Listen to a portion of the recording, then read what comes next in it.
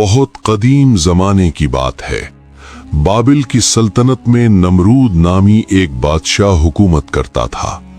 ताकतवर भी था, अमीर भी, और लाखों की फौज भी उसके पास थी। मगर वक्त के साथ उसके दिल में ऐसा गुरूर पैदा हुआ कि उसने खुद को खुदा कहना शुरू कर दिया। जो मानता वो महफूज रहता, जो इनकार करता उसे सख्त सजा मिलती। पूरी सल्तनत खौफ में डूबी हुई थी। इसी दौर में अल्लाह ने एक बच्चे को दुनिया में भेजा, इब्राहीम। नमरूद को पहले से खबर थी कि एक बच्चा आएगा जो उसके दावे को चैलेंज करेगा, इसलिए उसने हुक्म दिया कि नए पैदा होने वाले लड़कों को कत्ल कर दिया जाए। मगर अल्लाह का फैसला हो चुका था। इब्राहीम अलैहिस्सलाम सही सलामत पैदा हुए और अल्लाह ने उन्हें महफूज रखा। जवान होते होते इब्राहीम अलैहिस्सलाम के दिल में एक अजीब बेचैनी थी। वो अपनी कौम को देखते जो पत्थर और लकड़ी के बुतों के आगे झुकती थी, उनसे मांगती थी, उनके लिए कुर्बानियां देती थी। वो सोचते जो खुद अपने आप को नहीं बचा सकते वो हमें क्या देंगे।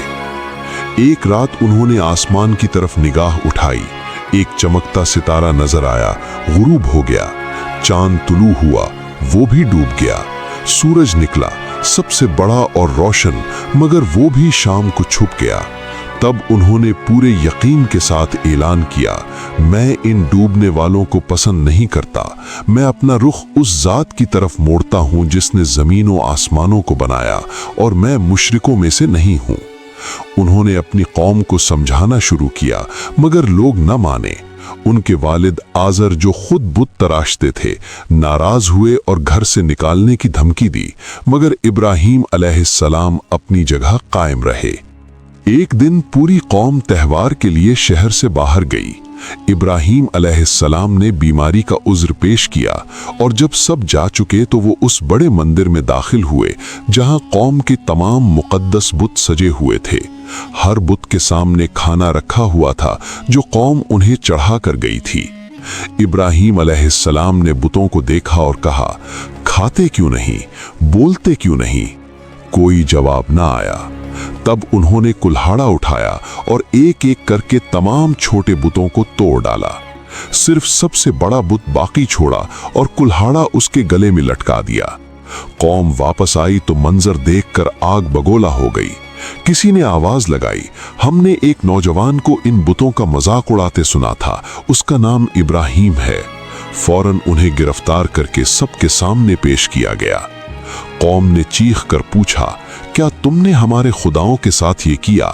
इब्राहीम अलैहिस्सलाम ने पूरे सुकून से जवाब दिया, ये काम इस बड़े बुत ने किया होगा, जाओ इससे पूछो अगर बोल सकता है। मजमा खामोश हो गया। सब जानते थे कि ये बुत बोलता नहीं, मगर गुरूर ने सच को कबूल न करने दिया। उन्होंने कहा, तुम जानते हो ये बोल नहीं सकते। इब्राहीम अलैहिस्सलाम ने कहा, तो फिर ऐसी चीजों की इबादत क्यों करते हो जो ना फायदा दे सकती हैं न नुकसान। मामला नमरूद तक पहुंचा। उसने इब्राहीम अलैहिस्सलाम को दरबार में बुलाया और पूछा, तुम्हारा रब कौन है? जवाब आया, वो जो जिंदगी देता है और मौत देता है। नमरूद ने जवाब देने के लिए 2 कैदी बुलवाए। एक को कत्ल करा दिया, दूसरे को छोड़ दिया और बोला, देखो मैं भी यही करता हूं। इब्राहीम अलैहिस्सलाम ने कहा, अच्छा, मेरा अल्लाह सूरज को मशरिक से निकालता है, अगर तुम खुदा हो तो इसे मगरिब से निकाल कर दिखाओ। नमरूद के मुंह से एक लफ्ज न निकला। वो काफिर दंग रह गया। मगर जिसने कभी सच के सामने न झुका हो वो दलील से भी नहीं झुकता, ताकत से जवाब देता है। नमरूद ने हुक्म दिया, ऐसी आग जलाओ जैसी पहले कभी नहीं जलाई गई, और इसमें इब्राहीम को डाल दो। लोगों ने दिनों तक लकड़ियां जमा की। आग इतनी बड़ी थी कि उसकी तपिश से परिंदे भी ऊपर से नहीं गुजर सकते थे। शोले आसमान को छू रहे थे। चूंकि करीब जाना मुमकिन न था, इसलिए इब्राहीम अलैहिस्सलाम को मंजनीक में रखकर दूर से फेंकने का फैसला किया गया। जब उन्हें आग की तरफ उछाला जा रहा था, इब्राहीम अलैहिस्सलाम के लबों पर सिर्फ ये अल्फाज थे, हस्बी अल्लाहु व नेमल वकील, मेरे लिए अल्लाह काफ़ी है और वो बेहतरीन कारसाज है। और फिर वो लम्हा आया जिसके लिए जमीन व आसमान जैसे सांस रोके बैठे थे। अल्लाह ने आग को हुक्म दिया, इब्राहिम पर ठंडी और सलामती वाली हो जा। वो आग जो हर चीज को जलाकर राख कर देती थी, अल्लाह के एक हुक्म पर झुक गई। शोले ठंडे पड़ गए। इब्राहिम आग के बीच में ऐसे बैठे थे जैसे किसी सरसब्ज बाग में हो। न बाल जले, न कपड़ों पर धुआं लगा। जब लोग देखने आए तो आंखें फटी की फटी रह गईं। इब्राहिम सही सलामत बाहर निकले।